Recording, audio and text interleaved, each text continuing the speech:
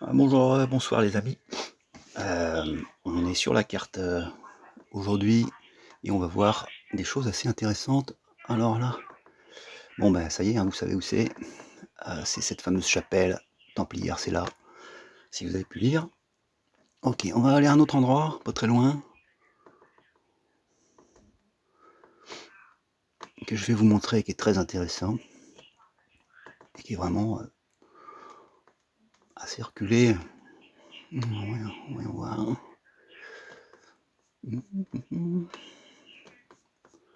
Voilà, donc là on est sur Google Earth. Ok. Et là, je suis sur un endroit où on trouve quelque chose de très intéressant. En remontant cette petite rue, on trouve cet endroit-là. Vous voyez là, on va le marquer tout de suite. Tac. Alors ça, cet endroit, il n'y a pas de photo là de Google, mais bon, c'est un calvaire. J'essaierai d'éditer la vidéo et de vous montrer la photo. Donc on va mettre calvaire 1. Pourquoi 1? Vous verrez. Voilà. Calvaire 1. Il est en rouge. On va le mettre en rouge. Bon, rouge. Allez. Ok. Calvaire 1, c'est fait. Voilà. Paf. Maintenant, je vais vous montrer autre chose qui est pas très loin.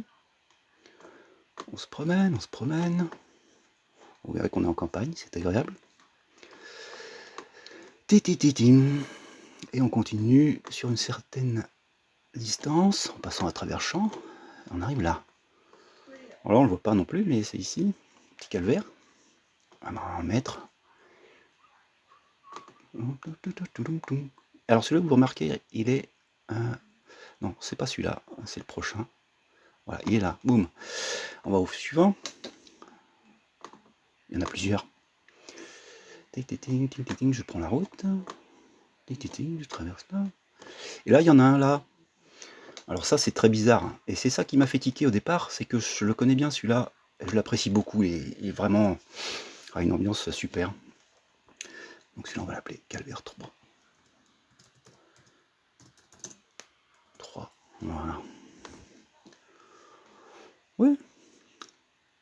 On continue, on continue. On fait notre petite route là, on suit la route. On passe sous l'autoroute. Si je ne m'abuse, on tombe à peu près là. Voilà, c'est ça que j'avais repéré. Et vous remarquerez, alors là, c'est là que c'est intéressant. Ça, c'est site, mais on ne sait pas. On ne sait pas, ça a été détruit par l'autoroute. Ça, c'est l'autoroute qui passe juste à côté. Donc, l'autoroute a été faite en 2002. Et donc, ici, vous voyez sur la carte, regardez bien cet endroit-là. Vous voyez, il y a un ancien mur là qui court et qui va terminer juste là. Donc, c'est-à-dire qu'ici, il y avait dans un coin de propriété ou de bâtiment. Ici, je pense que là, oui, on avait quelque chose. Parce que l'alignement se poursuit. Alors, on peut voir quand même qu'ici, ça continue. Mais par quel mystérieux hasard ils ont fait passer l'autoroute précisément le long de à l'aboutissement de cette ligne. Vous avez aussi une dorsale aussi, là, que moi j'appelle une dorsale. Ici, vous avez des pierres naturelles qui sortent de terre. Enfin, naturelles. Oui, les pierres, c'est naturel. Et vous avez des arbres absolument des gros arbres, des beaux arbres, hyper en bonne santé, quoi. Donc cet endroit-là, il est vraiment bien chargé en énergie. Bon, eh ben c'est bien, on s'est bien promené. Voilà, on va rentrer. Sauf que je vais prendre ce petit outil-là. Je vais me mettre là. Puis je vais aller là, pourquoi pas. Et je vais tirer un trait. Oh, on n'est pas loin du nombre d'or là, 1618. On n'est pas loin, mais c'est pas ça. Bon, ça avait l'air d'être là. C'était peut-être un peu plus haut. Je sais pas, l'autoroute est passée et a détruit le site, quoi. On va quand même mettre là. On a une orientation 69 degrés. Bon, c'est à peu près ça, hein, je vous dirais franchement, parce que la méthode là est pas tout à fait celle-là. Mais c'est intéressant quand même cette orientation, vous allez voir pourquoi. Alors on le refait, pardon. Je vais sur mon site là, qui ressemble plus à grand chose malheureusement. Mon calvaire qui est toujours là. Et ok, bim, enregistrer. On va dézoomer un peu et on va voir s'il y a quelque chose qui se dégage de toute cette petite randonnée. Ce qu'on peut voir déjà, clairement, c'est qu'il y a les trois menhirs alignés, enfin les trois calvaires alignés, et alignés avec, avec cet endroit-là. Alors ben, oui, c'est intéressant. Comme vous pouvez le constater, hein, c'est quand même assez intéressant que sur une distance d'à peu près 1600 mètres, on trouve tant de monuments religieux alignés.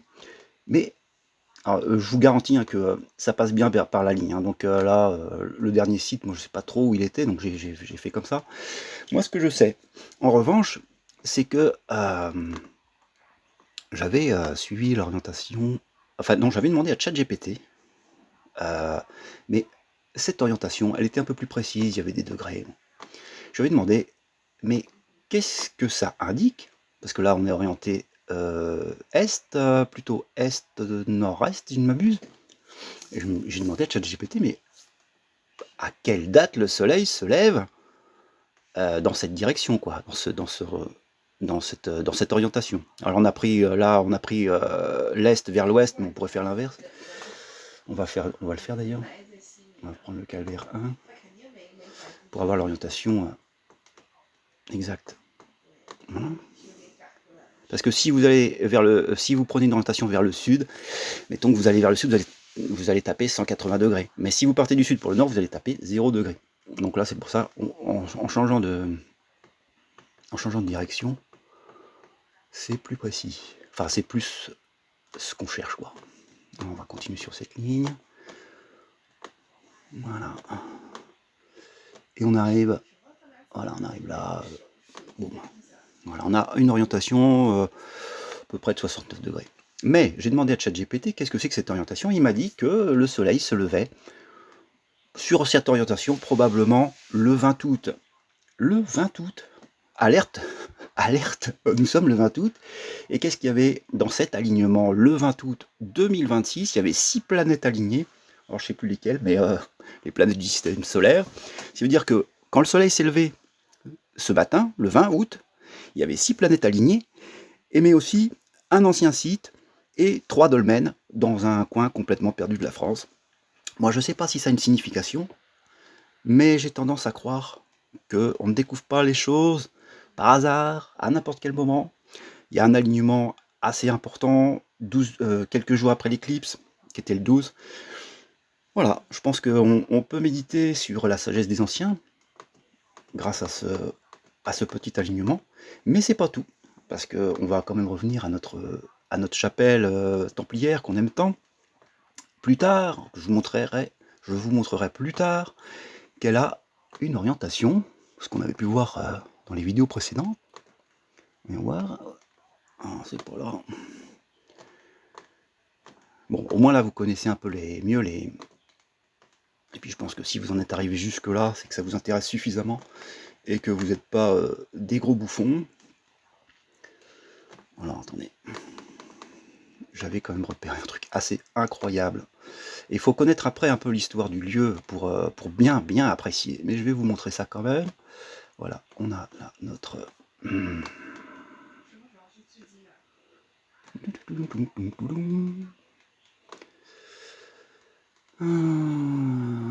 suis où là? Où est-ce que je suis? Je suis pas dans la bonne ville.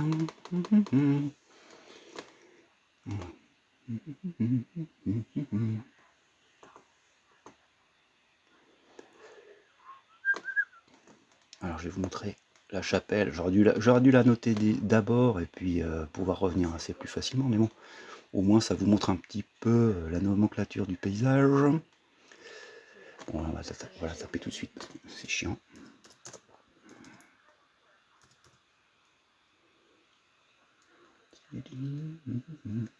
Non. La Norerie.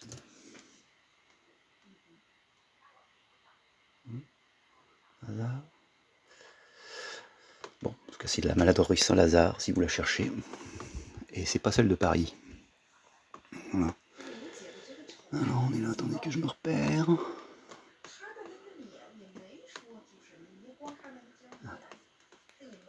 Voilà la chapelle Saint-Lazare. C'est par là. Je la retrouve plus. Ah bah ça fait pas sérieux. On allait par là, on descend.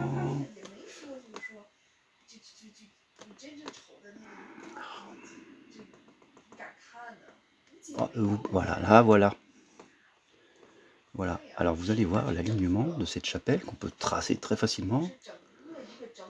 Tac.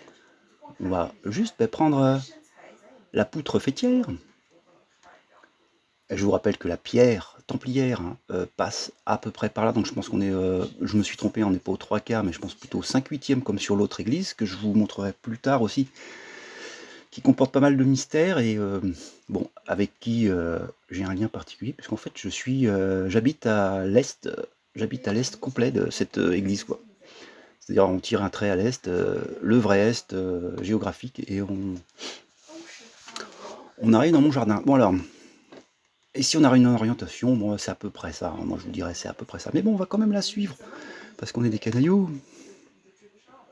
Orientation, et c'est quand même assez incroyable. 110 degrés, si on les avoir.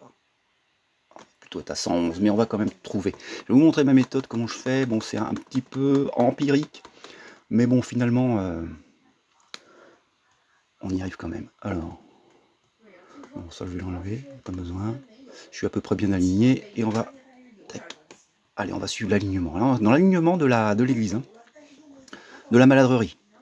12e siècle, hein, avec une pierre templière bien placée sur des proportions spéciales. Alors on continue, non, on tombe dans des champs, jusqu'à ce qu'on arrive sur un site absolument intéressant. On y va. Voilà, on y est. On y est. Alors l'orientation c'était plutôt 110 degrés, ce qui doit nous faire arriver ici, ou pas loin. En tout cas sur ce site. Hein, on va tomber sur ce site. Alors ce site il date de 1948 je pense, et vous remarquerez qu'ils ont placé ici un Sacré-Cœur, vous avez ici une grande croix, et je crois qu'il y a d'autres choses. J'y suis pas allé, hein, j'ai pas encore posé les pieds sur ce site, mais je vais y aller. Et en fait ici on a la maison natale de Claire Ferchaud, que je ne connaissais pas, et qui est en fait une ancienne mystique des années 18, enfin fin 1800, début du siècle dernier. Et c'est elle qui a instauré ce qu'on appelle la messe perpétuelle. Alors moi je suis pas très versé en tout ce qui est mystère catholique, mais je commence à m'y intéresser du coup, parce que ils ont, nos amis catholiques, je pense, ont repris les anciens alignements qui étaient en place, et puis ils y ont placé leur, leur foi, ce dont vraiment on peut pas leur en vouloir. Je pense que c'est normal. Quand on repère des anciens lieux sacrés, on se les approprie, et ça permet de les maintenir vivants. C'est ça qui a permis qu'on puisse retrouver encore aujourd'hui des alignements de ce type, et s'apercevoir que c'est juste incroyable. Donc dans l'alignement de cette église, de cette maladrerie, eh ben il y a dans l'alignement, quoi. C'est-à-dire que comme un faisceau laser, il est allé taper chez cette mystique. C'est ce que je crois, et puis qui lui a donné des genres de révélations, de compréhension. Enfin, il y a donc, il faut bien comprendre, il y a bien des orientations dans les monuments sacrés, et qui se révèlent être significatifs, comme on a pu le voir. Voilà, là vous avez, on veut dire, le renouveau, un genre de renouveau de la foi catholique qui était quand même très attaqué au début du siècle dernier. Un renouveau de la foi catholique qui était indiqué par une direction, il y a de ça 800 ans, quoi. Voilà. Et aujourd'hui, je trouve un alignement qui indique le lever du soleil au 20 août. Voilà. Alors, tout ça peut être complètement du hasard, c'est possible. C'est vous qui voyez.